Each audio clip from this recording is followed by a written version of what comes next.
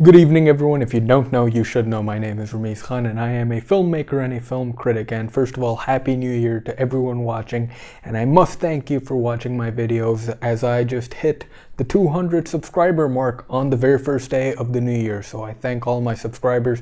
I thank all the subscribers who comment on my videos and who support me continuously. What's the movie of today? The movie of today is The Big Short.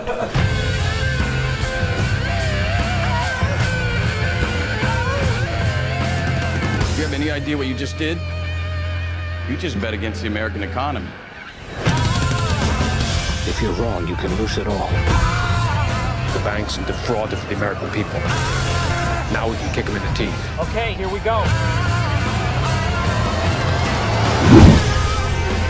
The Big Short is a film directed by Adam McKay. Now, at a glance, if you look at Adam McKay's filmography, this seems like a very awkward film for this man to direct. After all, this is the man who made Anchorman 1 and 2, The Other Guys, and Talladega Nights. But it's not so awkward if you think about it, because all of his films talk about the political atmosphere of America. Anchorman 1 and 2 are clearly a satire about Fox News. Talladega Nights is about an America run under George W. Bush. And The Other Guys shows us how there's more crime being committed behind boardrooms than there is on the street. All very, very powerful stuff which is expertly laced into comedies. It's a great skill to have for a director. Adam McKay handles yet another devastating subject and puts this into a comedy atmosphere in The Big Short. The Big Short stars Christian Bale as Michael Burry, Steve Carell as Mark Baum, Ryan Gosling as basically Ryan Gosling, and Brad Pitt, who completes his transformation into Robert Redford. The film starts off with Christian Bale's Michael Burry predicting that the stock market will fail because of the unstable housing market. The housing market was foretold to be unbreakable. Now, obviously he doesn't say that. He doesn't use the words I used. I'm trying to simplify it. But the greatest part about this film is how they simplified for us, the viewing audience. I didn't know half the stuff they were talking about when they were talking about all their business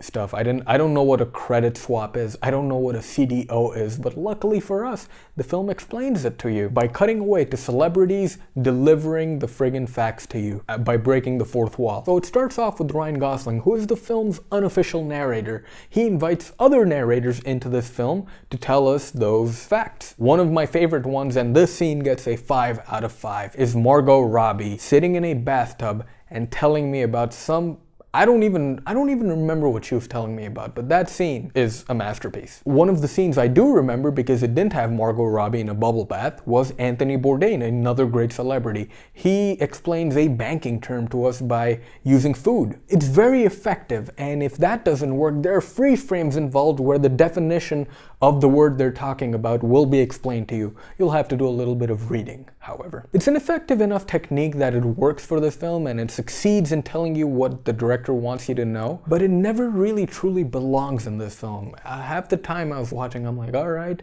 it's about time for a freeze frame or a cameo, but it never really feels like it organically belongs in The Big Short. The breaking the fourth wall stuff kind of doesn't belong in this type of story. It's very hard to laugh in this film. Even though you see these characters who are funny doing funny stuff and saying funny stuff, it's kind of hard to laugh at it because you know what the end product is. Tons of people lost their homes, tons of people lost their jobs and pensions and whatnot. It's just the wrong story to be a comedy. Now, this is based off a book of the same name called The Big Short, so I don't know, maybe the book was absolutely hilarious and this just isn't as good of a translation to the screen when it comes to the comedic value of it. Look at a film like 99 Homes. I think tonally that film fits this story much better. It accurately portrays what it's like to live in America, which is post the stock market crash. That's where the film fails. Where the film succeeds, however, is in its characters. They make all the characters very definable and likable. Both Christian Bale's Michael Burry and Steve Carell's Mark Baum care for the public and their well-being. They do what they do for the public, but Christian Bale does it from a defiant point of view. He challenges his superiors, whereas Steve Carell is just pissed off that people are so blind as to not know what's going on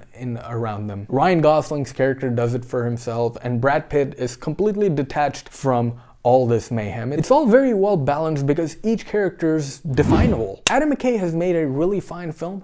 I just think the script has some issues of tone because it was hard for me to laugh at this film. It was hard for me to find something funny when I know the end product. However, The Big Short does belong in a double feature along with 99 Homes. Both films accurately portray a post-stock market crash America, and that's good enough to give this film a score of 3 out of 5. It's not bad, it's just not great. I mean, considering this magnificent cast this film has, you want this film to be great, but sadly it isn't great. It's just average. Thank you so much for watching, people. Again, Happy New Year. If you like this video, hit that subscribe button, as it is absolutely free. And then, remember to love yourself. Thank you so much for watching, people, as I will be seeing you again very soon with my review for 99 Homes. Thank you.